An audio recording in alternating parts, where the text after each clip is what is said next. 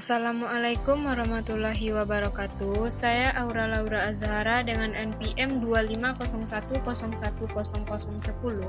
Dalam mata kuliah Media Pembelajaran Biologi, saya akan membahas analisis data perubahan lingkungan, penyebab dan dampaknya bagi kehidupan. Yang pertama, mendeskripsikan jenis-jenis perubahan lingkungan berdasarkan faktor penyebab. Lingkungan yang menunjukkan beberapa perubahan seperti yang pertama deforestasi, yang kedua erosi tanah di lereng, yang ketiga pemanasan global, yang keempat letusan gunung berapi, dan yang kelima banjir di daerah rumah penduduk. Perubahan lingkungan adalah perubahan yang terjadi pada kondisi alam akibat faktor alam maupun aktivitas manusia.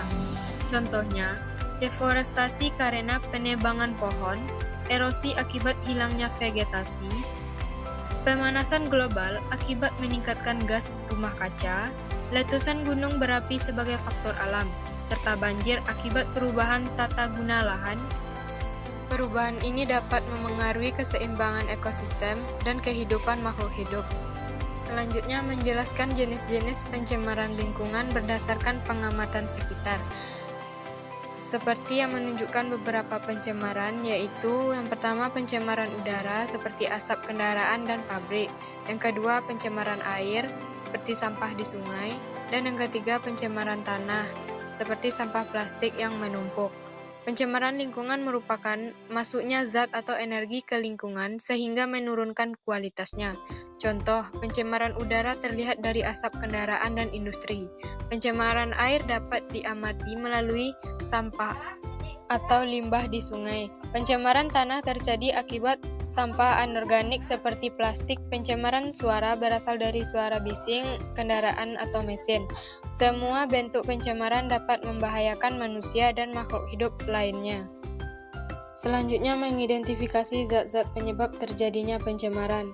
Yang pertama yaitu asap kendaraan dan industri, yang kedua bahan kimia, yang ketiga sampah plastik, yang keempat pestisida dan pupuk kimia, dan yang terakhir minyak tumpah di laut. Zat penyebab pencemaran dikenal sebagai polutan. Zat ini dapat berupa bahan kimia beracun, plastik yang sulit terurai, asap yang mengandung karbon monoksida, serta limbah pertanian seperti pupuk pestisida. Selain itu, minyak yang tumpah dari kapal dapat mencemari air laut dan mengganggu organisme laut. Polutan-polutan tersebut dapat merusak kesehatan lingkungan dan keseimbangan ekosistem. Dari materi tadi dapat disimpulkan bahwa kerusakan alam berdampak signifikan terhadap keseimbangan ekosistem dan kehidupan di bumi. Segala bentuk kerusakan, termasuk penggundulan hutan, polusi, dan perubahan iklim, merupakan ancaman terhadap keanekaragaman hayati, kesehatan lingkungan, dan kualitas hidup manusia.